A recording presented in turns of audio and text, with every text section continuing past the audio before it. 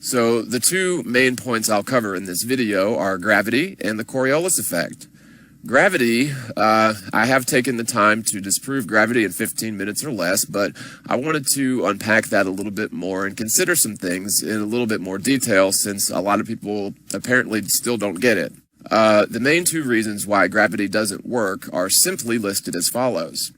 1. Objects near the equator will experience increased weight with increased mass.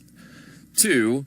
Objects near the equator will weigh just slightly more when they travel to the North Pole. People who parrot physicists will assert that these 2 points are wrong or erroneous or the conclusions are off base, but I can assure you that these 2 points are legitimate to conclusively prove that gravity is a complete fallacy.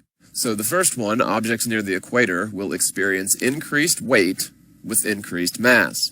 So we all understand that a more massive object will always weigh more here on the ground in reality. So for control, let's first consider this fact for an observer at the equator. According to globe Earth physics, an observer at the equator will be spinning around the center of the axis of the world, allegedly located near the North and South poles, at 1,037.5 miles per hour at the equator on the face of the Earth. Now, let's not rush past this number because it's extremely significant. Physicists will argue this speed isn't that fast in relation to the massive, supposedly spinning Earth. That may be true, but what about in relation to you, the observer? Is 1,037.5 miles per hour fast in human terms? Well, indeed, it most certainly is. That's over 17 miles per minute. If you've ever flown on a commercial airline, the average airline flight only goes about 500 miles per hour. So the Earth supposedly spins. If you haven't seen Universal Studios Hollywood lately, you won't believe it. So much has changed. 500 miles per hour. So the Earth supposedly spins double that speed and then some near the equator on the face of the Earth. We can all relate to the speed of sound. If you've ever yelled to a friend from field goal to field goal on a football field, you'll notice that the sound takes just an instant to reach your ear from that distance.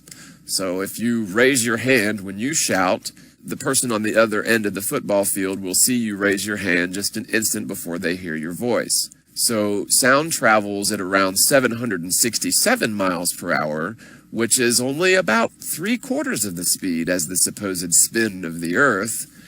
We won't even get into orbital speeds in this video, which actually dwarf the supposed speed of rotational motion, but just considering the spin of the Earth alone near the equator is supposedly faster than the speed of sound by a good bit, that's pretty daunting to consider.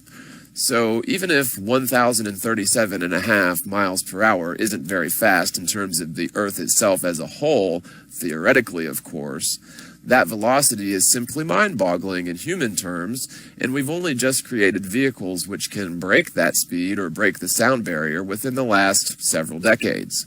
Now, keeping in mind the fixed frame of reference near the equator is supposedly faster than sound, for crying out loud, let's now consider the centrifugal forces or centrifugal forces involved with a body as massive as the Earth with an axis of rotation of nearly 4,000 miles, spinning near the equator at a rate which exceeds the speed of sound. Now, a couple ways to demonstrate centrifugal force generated by rotational motion are as follows. Take a weight on the string and spin it, or the gravitron at the fair. So, the first one, let's take a length of string and attach a weight to one end. If you grasp the other end of the string and begin to spin the weight around your fingers, you'll feel the outward pull of the weight increase as you increase the speed. So the faster you spin the string, the more outward or centrifugal forces are generated by that weight. Furthermore, if you increase the mass of the object on the end of the string, a higher amount of centrifugal force would be generated than a smaller object rotated at that same speed on the same string. There's a direct relationship between speed or acceleration, speed of rotation, and the mass of the object attached. Another big factor in the equation is the radius of curvature. In this example with the string, the radius of curvature would be the exact length of the string.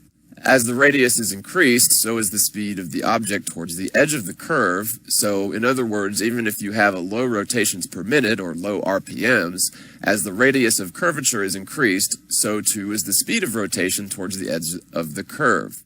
The second demonstration of centrifugal force is the gravitron at the fair. If you've ever been to the fair, then surely you've taken a ride on the gravitron. It's a pretty simple ride. It's a perfect circle with an engineer sitting directly in the center, parallel with the axis and on top of the axis.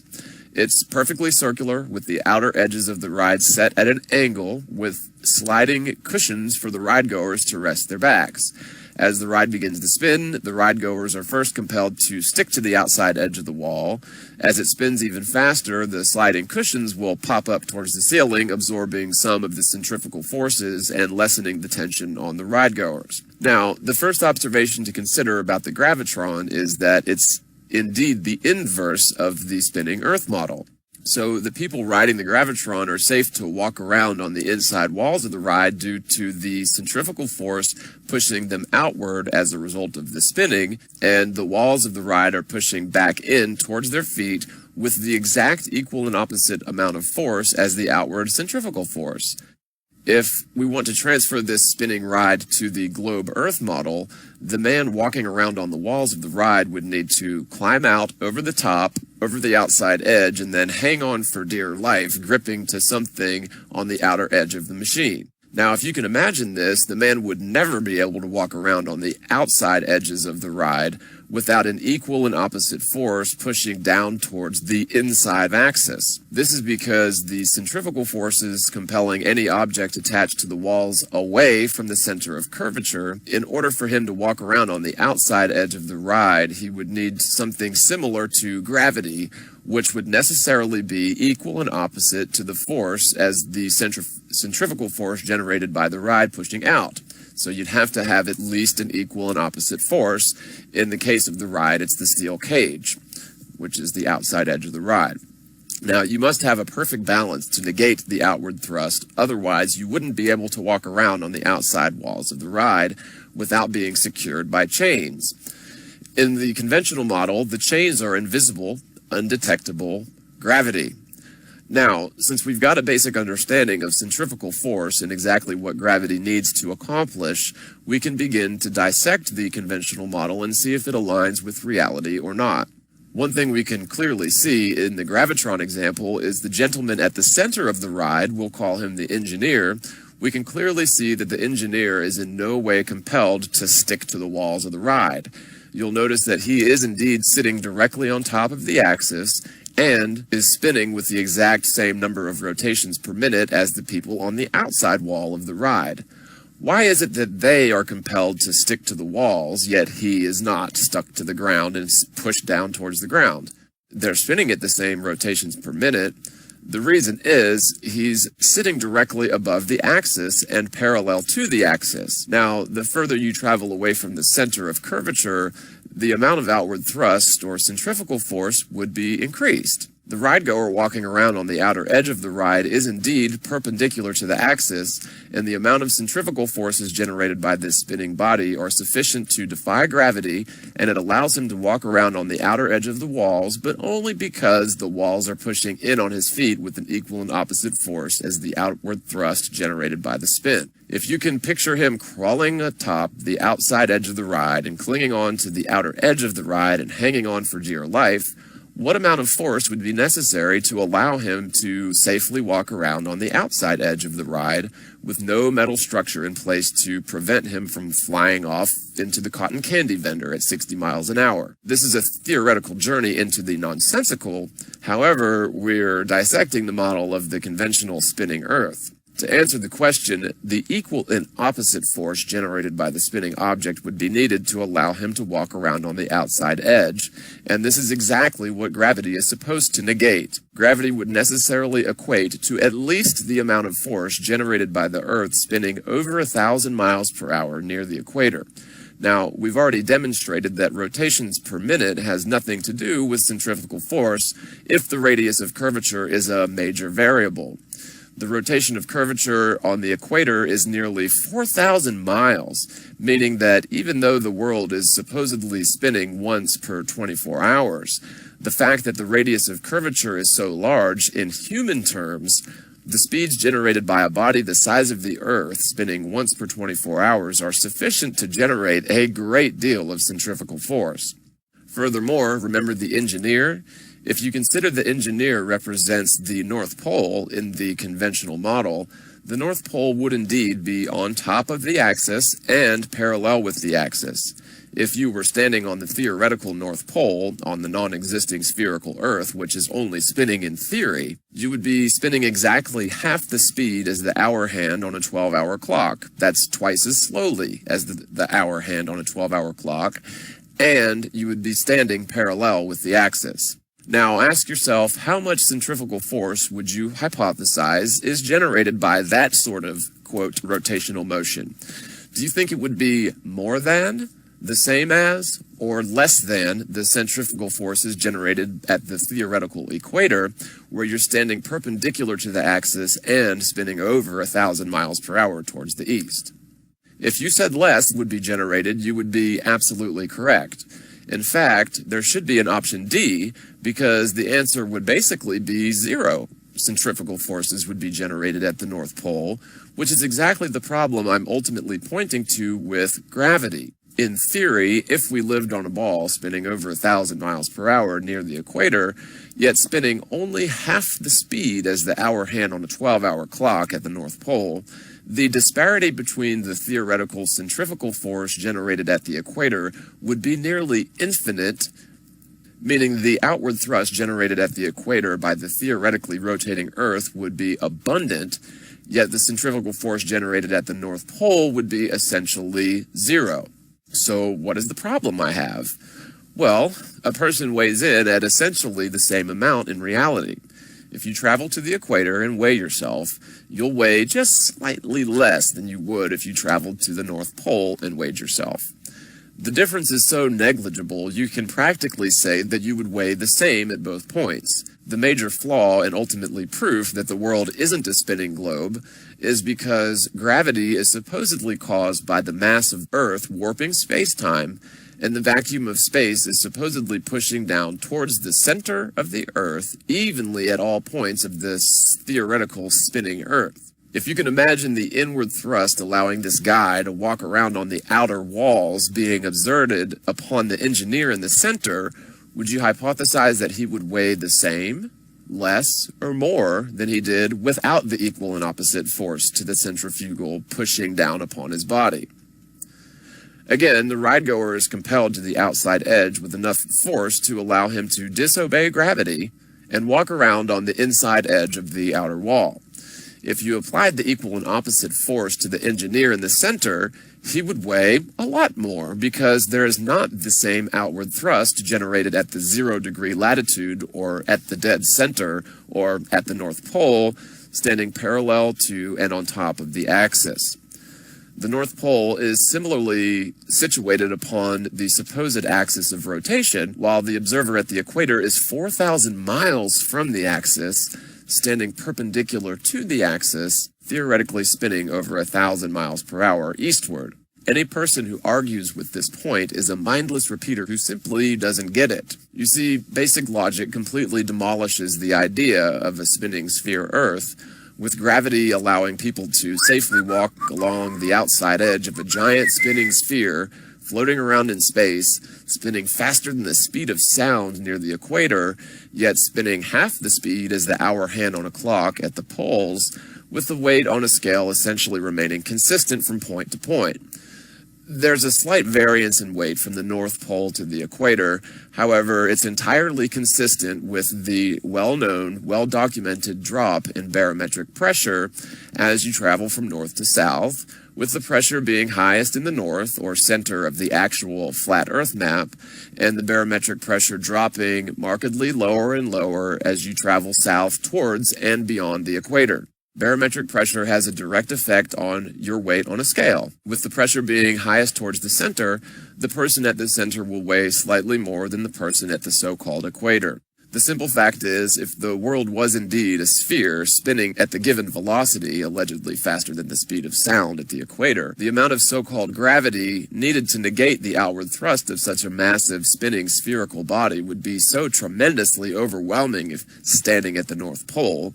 Remember, when standing at the equator, you would be perpendicular to the axis, with gravity providing a steel cage of sorts, necessarily exerting the equal and opposite force to oppose the outward thrust generated by the hypothetical spinning Earth. If you were to apply that same amount of force down upon the head of the man standing at the North Pole, since he is discernibly not spinning whatsoever, again, half the speed is the hour hand on a 12-hour clock to be exact, he would be rendered as a pancake.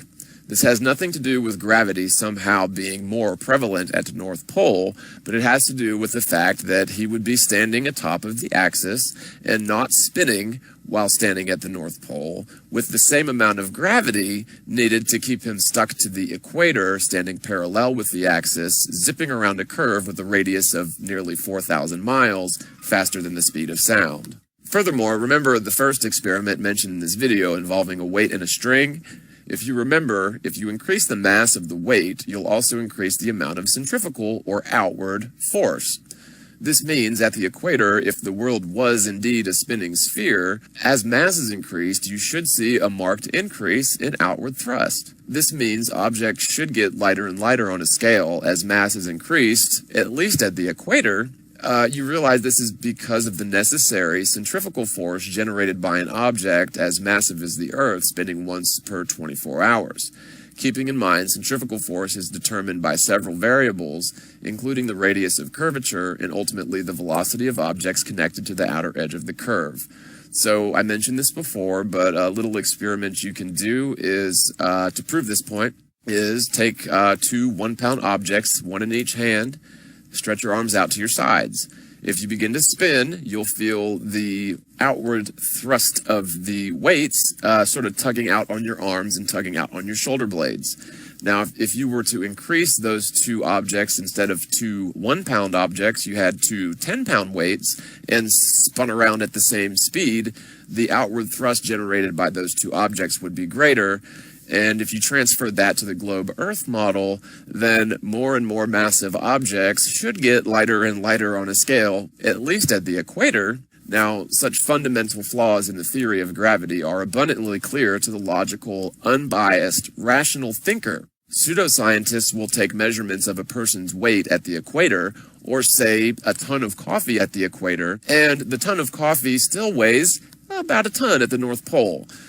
There is a slight variance in weight between a ton of coffee at the equator and a ton of coffee at the North Pole, but what they'll do is they'll then make the fundamentally flawed assumption that the Earth is a spinning sphere and cram the observation of weight at the two stated locations as proof of the spinning sphere. This is the opposite of critical thinking and the opposite of science.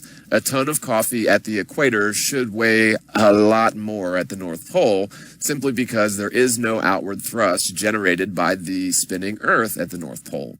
And the amount of gravity at the North Pole would be the same as it was at the equator, without the outward thrust of a spinning object going 1,000 miles an hour around a center of curvature with a radius of 4,000 miles. We cannot cram all observations to fit the spinning sphere Earth model, and we must take all observations at face value. The fact that a ton of coffee at the equator is still essentially a ton of coffee at the North Pole conclusively proves that the world is not a spinning sphere, and the theory of gravity is a logically repulsive fallacy. Speaking of logically repulsive fallacies, let's unpack the second topic of the video, the Coriolis effect.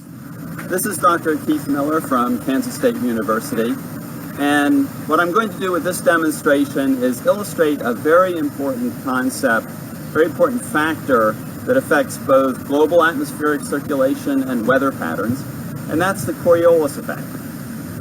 Coriolis effect is the consequence of the differential rotation of the Earth's equator versus the poles.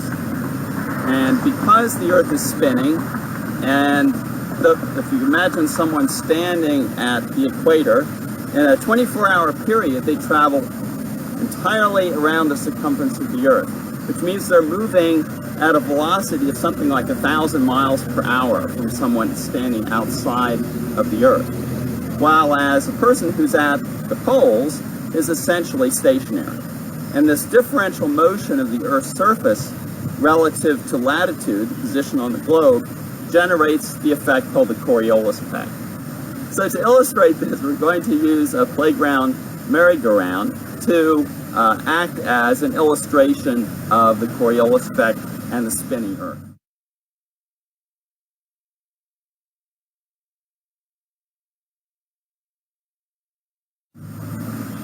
Okay, we're taking this playground merry-go-round as a illustration of the rotating Earth. So instead of a sphere, we have a flat disk. But notice that the person in the middle, essentially at the poles, is moving very little. They're just rotating around in place. Whereas the person on the outside is moving at a much higher rate, a much higher velocity than the person in the center. And this is the whole basis of the Coriolis effect, where you have two people moving at different rates, different velocities at different places on a sphere, or in this case, on a disk. So we can use this merry-go-round as an example of the spinning Earth. The Coriolis effect also works from any two positions on a rotating disk or a rotating globe, even across the axis of rotation. So as in this image with two people on opposite sides of the axis of rotation, the Coriolis effect is still operable because the two individuals are moving in different directions on the opposite sides of the disk.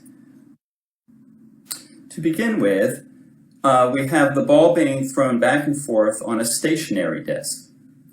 Now we're rotating the disk counterclockwise. This would be the same direction of rotation as in the Earth's northern hemisphere.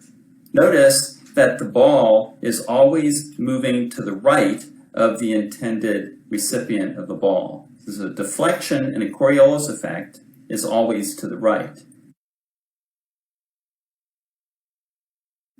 If we now have the rotation going clockwise, that is the direction of the rotation of the southern hemisphere viewed at the South Pole, the deflection will be to the left, in the opposite direction to that of the northern hemisphere.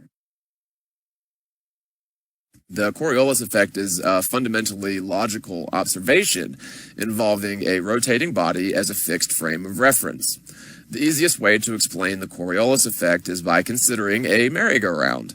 Anyone with access to a public park with a merry-go-round can demonstrate the Coriolis effect. If you're on a merry-go-round with an assistant directly opposite one another facing in towards the center of the ride, You'll be amazed at what we've become. Universal Studios Hollywood. Directly opposite one another, facing in towards the center of the ride, if you throw a ball directly to your assistant while the merry-go-round is spinning counterclockwise, the ball will travel in a straight line from your hands to the point where your assistant was when you threw it. However, it will appear as if the ball veers off to the right from your frame of reference, although it has actually gone in a straight line from the point where you let it go. Since you continue spinning counterclockwise, yet the ball is immediately stripped of its rotational frame of reference upon being compelled in the direction of your assistant, from your fixed rotational frame of reference, the ball will appear to veer off to the right. The Coriolis effect is a natural law of rotating bodies as a fixed frame of reference, which clearly proves that any object fixed to a rotational frame of reference will absolutely not maintain its rotational frame of reference if compelled in any direction contrary to the fixed center of curvature. The Coriolis effect conclusively demonstrates how objects, or liquids, or gases, should behave on the world, if it was actually a spinning sphere. Pseudoscience, aka scientism, aka heliocentrism, or simply globism, loves to pick and choose arguments when the argument is convenient to their model, yet will flatly refuse to acknowledge the very same argument when it conclusively shows the world to be totally stationary. This is one of the most comical aspects of the globe-Earth lie. So we'll go on a journey of logically repulsive globism to witness the comical irony of the Coriolis effect. When applied to the globe-Earth, it actually disproves it. So the globeheads, aka round earthers, aka Rees, no, I'm sorry, REs, not Rees. The round earthers will tell you the Coriolis effect proves the world as a spinning sphere. The observations which lead to this conclusion are as follows. We see cyclones in the northern hemisphere traveling in the opposite rotational direction as cyclones in the southern hemisphere. Therefore, we live on a spinning globe. The logic of this position is as ridiculous and incomplete as the logic involved with the stance, when I release my pen, it falls to the ground. Therefore, we live on a spinning globe. You simply cannot take a single observation such as the direction of rotational cyclones or objects falling to the ground and cram those observations into somehow being proof of a spinning globe. First of all, the opposing rotation of cyclones is not fixed to the equator, but instead that terminating line or dividing line which divides the direction of rotation actually follows the sun in its seasonal pass from Capricorn to Cancer and back over the course of a year. Rees will assert this dividing line is actually fixed to the equator, but indeed it is not. Furthermore, the Coriolis effect shows that objects fixed to a rotational frame of reference simply do not adhere to that frame of reference when compelled in any direction contrary to the circular path around the center of rotation, and will absolutely not remain fixed to such a frame of reference unless held fastly secured to the rotational frame of reference. Again, if you spin a weight around a string and let go of the string, the weight will absolutely not continue twirling around your fingers, fixed to the rotational frame of reference as it did when it was fixed to the string. Similarly, on the merry-go-round, if you toss a ball over to your assistant across from you, the ball will not remain fixed to the rotational frame of reference as it did when firmly grasped by your hands. Similarly, if you were to launch an airplane from such a merry-go-round, the jet engines on the plane would be far more adequate of independent propulsion than a simple flick of the wrists, and the airplane would absolutely never remain fixed to the rotational frame of reference of the allegedly spinning face of the Earth, considering the plane is no longer fixed to the ground, and a westbound plane is indeed traveling in the opposite direction as the supposed spin of the Earth. The reason why the Coriolis effect proves that the world is completely stationary is because a 2,500-mile flight from New York to LA is identical in duration, oftentimes with its return flight from LA to New York. I'm very sorry to say this, but the Rees cannot have their cake and eat it too. You cannot point to the Coriolis effect to prove the globe in terms of cyclones, yet ignore the Coriolis effect when talking about jet airplanes with multiple engines attached propelling the plane in a direction contrary to the rotational motion of the face of the Earth, especially when the plane is not connected to the ground anymore. Flight distances are measured in miles on the ground. Since the ground and the destinations are indeed theoretically attached to the rotational frame of reference, yet the westbound airplane is not, the airplane's maximum speed would be added to the rotational velocity of the destination. In this case, the westbound flight from New York would have a much higher relative speed to the destination than the return flight traveling in the same direction as the spin. On the other hand, the return flight from LA would also not be connected to the Earth, and therefore would need to race against the destination, slipping out of the rotational frame of reference for every second that it wastes energy ascending into the air. The simple fact is, given the admitted law demonstrated by the ball on the merry-go-round being the Coriolis effect, any object fixed to a rotational frame of reference will immediately slip out of that frame of reference when it's no longer fixed to the rotating body and is compelled in a direction contrary to that of the center of rotation. The actual Coriolis effect proves the world as stationary, and the observations of cyclones is very much in line with the flat Earth model, as the dividing line between the directions of rotations of the cyclonic forces in the atmosphere trails along with the path of the sun and is not fixed to the equator. Just as the pen falling to the ground is very much in line with the flat Earth model and is contrary to logic in the spinning Earth model, so too the Coriolis effect is very much in line with the flat Earth model and absolutely contradicts the spinning sphere Earth model. Again, the two airplanes would not be connected to the rotational frame of reference, and therefore, since the two flights often have identical duration, we can safely assert that the world is fixed and not rotating at any. Hopefully this video will answer more questions than it raises. In summary, basic fundamental laws of physics prove the world couldn't possibly be a spinning sphere of any sort. All of the arguments intended to prove the world as a spinning sphere are actually contrary to the fundamental laws involving rotating bodies. The Coriolis effect and gravity are but two examples of how science, specifically theoretical physics, has been systematically divorced from the scientific method and is instead used as a social, cultural tool to distort our view of reality. In other videos, I've shown the world to be obviously flat and stationary. If the world is demonstrably a stationary plane, then it by definition couldn't possibly be a spinning globe. This means NASA and science fiction have been, well, synonymous, because NASA and other so-called spacefaring nation agencies have been sending us pictures and stories of infinite space in a spinning sphere Earth. When you realize that all space-faring nations happen to be proud members of the Antarctic Treaty, their motives become clear. There's something beyond the so-called southernmost region of the world that they don't want us discovering. I find it sort of hard to believe that there's any sort of physical boundary between the outer semiplane and infinity. Why would the world powers go to such great lengths to create the illusion of a spinning sphere with no escape if we indeed lived on an enclosed system with no escape? The Antarctic Treaty was signed into law in the 1950s and remains uncontested to this day through all the energy crises and oil crises in the last 50 years. There has to be a good reason why the governments of the world would keep all people and corporations out of Antarctica as much as possible, keep Antarctica out of the public mind as much as possible, and even go to the length of faking space and faking the globe Earth to cover it up. They've gotten so deep into this lie that there's absolutely no way to turn back from it and admit the dishonesty. So, most of the world is completely misinformed anyways, and will violently lash out at any person simply asking questions about the spinning sphere Earth and how it doesn't make any sense, or the heliocentric model, or the Big Bang and how they don't make any sense in general. Scientism feels comfortable with the Big Bang model and evolution, and so they will ignore contrary evidence and ridicule dissent. Dissent, inquiry, and skepticism are all fundamental motives for science.